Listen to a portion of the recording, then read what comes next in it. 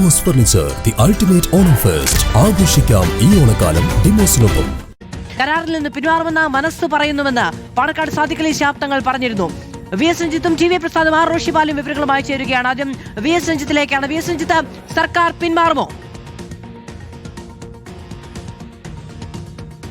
മാധു, സർക്കാർ പിന്മാറും എന്ന് തന്നെയാണ് നമുക്ക് മനസ്സിലാക്കാൻ സാധിക്കുന്നത്. PM ശ്രീയുടെ മെറിറ്റും ഡീമെറിറ്റും ചർച്ച ചെയ്യുന്നതിൽ കാര്യമില്ല എന്നും PM ശ്രീ ഒരു പൊളിറ്റിക്കൽ ബ്രാൻഡായി മാറിക്കഴിഞ്ഞു, അത് സംഘപരിവാറിന്റെ ഒരു പ്രോഡക്റ്റായി മാറിക്കഴിഞ്ഞു.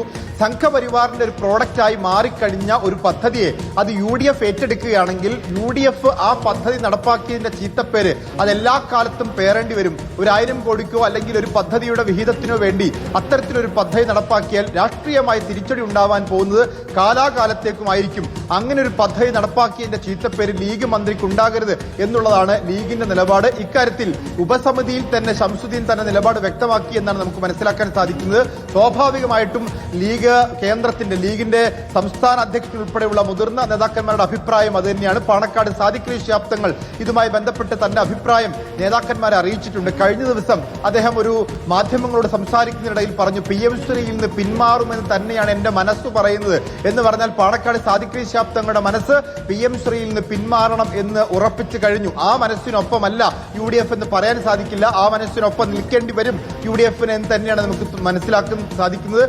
ലീഗിന്റെ നിലപാട് വളരെ നിർണായകമായിട്ടുണ്ട്. അതുകൊണ്ട് PM ശ്രീയിൽ ഉപസമിതി റിപ്പോർട്ട് എന്തു തന്നെയാണെങ്കിലും PM ശ്രീയിൽ നിന്ന് പിന്മാറണം എന്ന് ലീഗ് ഉറച്ച് നിലപാട് സ്വീകരിക്കുന്നു. ആ നിലപാടിനനുസരിച്ച് UDF മുന്നോട്ട് പോകും എന്നുള്ളതാണ്.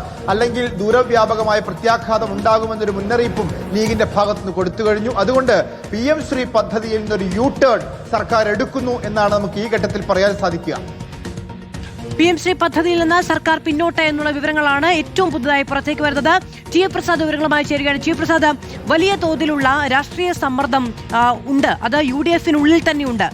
ഒരു പ്രതിപക്ഷത്തിരുന്ന സമയം മുഴുവനും എതിർത്ത ഒരു പദ്ധതി അധികാരത്തിൽ വന്ന് നടപ്പിലാക്കുന്നു എന്ന വിമർശനം കഴിഞ്ഞ കുറേയേറെ നാളുകളായി മുന്നോട്ട് പോവുകയാണ്. നമുക്കറിയാം, UDF കൺവീനർ വാർത്താ സമ്മേളനത്തിൽ മുന്നോട്ടാണ് എന്നൊരു സൂചന നൽകിയപ്പോൾ തന്നെ കടുത്ത വിമർശനങ്ങൾ എല്ലായിടത്തു നിന്നും ഉണ്ടായ സാഹചര്യം കൂടിയുണ്ട്. എന്താണ് ഈ പിന്മാറ്റത്തിന് പിന്നിൽ ഇപ്പോൾ? മാധു, നേരത്തെ മുഖ്യമന്ത്രിയും ഇക്കാര്യം വാർത്താ സമ്മേളനത്തിൽ പറഞ്ഞതാണ്. അതിന് പിന്നാലെയാണ് UDF കൺവീനറും ഇത് പറഞ്ഞത്. PM ശ്രീ പദ്ധതിയുമായി മുന്നോട്ട് പോകേണ്ടി വരും, കാരണം കഴിഞ്ഞ സർക്കാർ ഒപ്പിട്ട പദ്ധതിയാണ്, അതിൽ നിന്ന് പിന്മാറാൻ കഴിയില്ല എന്നൊക്കെയായിരുന്നു മുഖ്യമന്ത്രി പറഞ്ഞത്. എന്നാൽ ആ വാദങ്ങൾ ശരിയല്ല എന്നതിന്റെ തെളിവുകൾ പിന്നീട് പുറത്തേക്ക് വരികയായിരുന്നു. ഏറ്റവും ഒടുവിൽ PM ശ്രീ പദ്ധതിയുമായി മുന്നോട്ട് പോകുമെന്ന തീരുമാനത്തിന്റെ അടിസ്ഥാനത്തിൽ അതിൽ എന്തൊക്കെ കാര്യങ്ങൾ പരിഗണിക്കണം എന്ന് തീരുമാനിക്കുന്നതിന് വേണ്ടിയായിരുന്നു യഥാർത്ഥത്തിൽ ഉപസമിതി നിയോഗിച്ചത്. ഉപസമിതി വിദ്യാഭ്യാസ മന്ത്രി ശംസുദ്ദീനെ കൂടാതെ M ലിജു, അതുപോലെ റോജി M ജോൺ അടക്കമുള്ളവരാണ് ഉപസമിതിയിലുള്ളത്.